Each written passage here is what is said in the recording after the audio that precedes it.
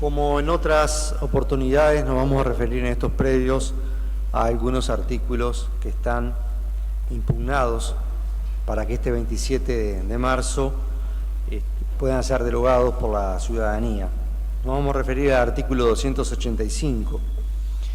Es un artículo que, con aparente inocencia, autoriza al gobierno, al Estado, a vender, o sea, a privatizar hasta el 49%, o sea, una cantidad minoritaria de su capital accionario en las sociedades anónimas de participación estatal. Quizá alguien lo puede justificar pensando que en alguna oportunidad se necesite el capital o se necesite el conocimiento o la tecnología de algún privado para dar un salto en calidad, una inversión en especial. Pero cuando nos ponemos a mirar cuáles son las empresas, las sociedades anónimas con participación estatal, vemos que son todas sociedades que están dando, en su mayoría, ganancias interesantísimas. Estamos hablando de más de 1.000 millones de pesos en conjunto. Y en esa lista nos encontramos, por ejemplo, de Aduxa, la distribuidora de combustibles, sin duda una empresa muy redituable.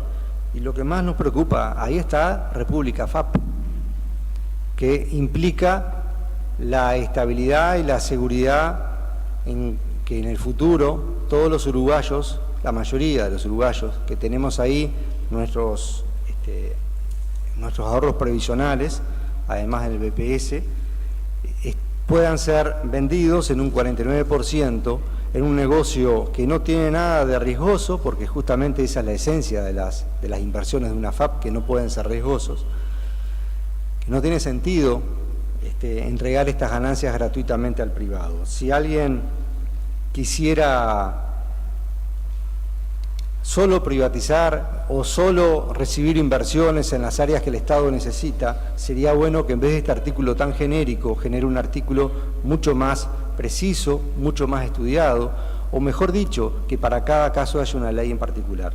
Por eso pensamos que este artículo, así como está redactado, es un peligro para la seguridad financiera de los futuros jubilados de nuestro país. Por eso consideramos que es un motivo más para votar sí el 27 de marzo. El artículo 237, que habla de la reforma del mercado de petróleo y derivados, es el que mandata al Ejecutivo a formar una comisión de expertos, que ya formó. Casualmente, una comisión de expertos para hablar del mercado de petróleo no tiene integrantes expertos ni de ANCAP ni de la Universidad de la República, bastante curioso.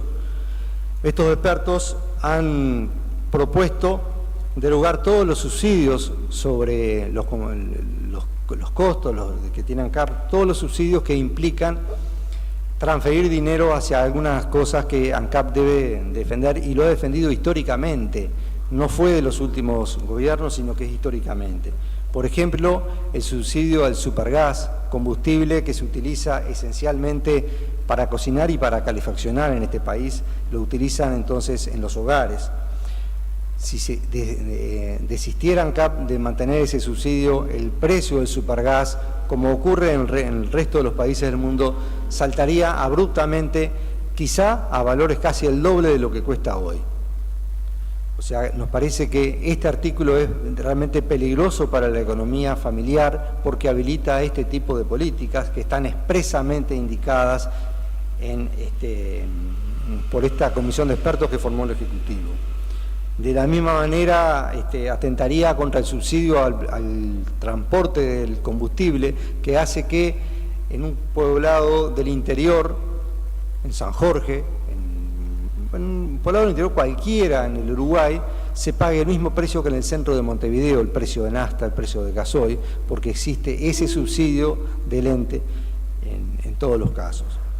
Y también el fideicomiso, el subsidio que se hace para que el costo del pasaje, el costo del transporte de pasajeros esté amortiguado en este país, y justamente favorecer a los que viajan en ómnibus, generalmente son trabajadores de bajos recursos, fundamentalmente.